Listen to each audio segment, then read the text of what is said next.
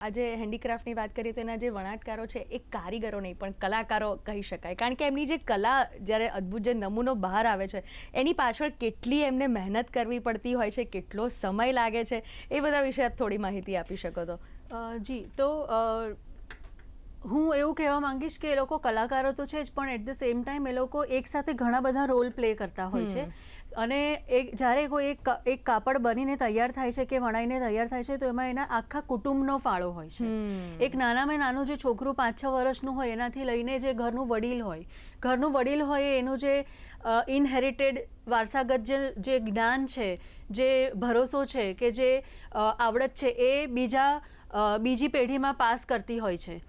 જે યંગ જુવાન પેઢી છે એ લોકો નવા ડિઝાઇન ને નવા મટીરિયલ પર કામ કરતા હોય છે. જ્યારે ઘરની જે લેડીઝ છે, મહિલાઓ છે, જેવી રીતે સરે વાત કરી કે એ લોકો ક્યાંય ફોરફ્રન્ટમાં નથી આવતા, પણ એ લોકો ઘણા બધા વીવિંગના જે ટાસ્ક છે, જેમ કે બોબિન વાઇન્ડ કરવાનું કે વોપિંગ કરવાનું કે અમુક વાર વણાટ કામમાં પણ એ લોકો જે આપણા ભાઈઓ છે એની સાથે જ કામ કરતા હોય છે.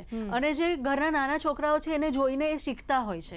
એટલે એમ આપણે કહી શકીએ કે એક કલા વારસાને આગળ વધારવામાં આખા કુટુંબનો ફાળો હોય છે. અને જે કલાકાર છે એ પોતે જ માર્કેટિંગ પર્સન જ છે, પોતે જ ડિઝાઇનર પણ છે, પોતે બનાવનાર પણ છે અને પોતે એને આગળ વધારનાર પણ છે. અને એ લોકોના જ કંટ્રોલમાં છે કે એ લોકો અગર ઈચ્છે તો એ કળાને આગળ વધારી શકે. બિલકુલ.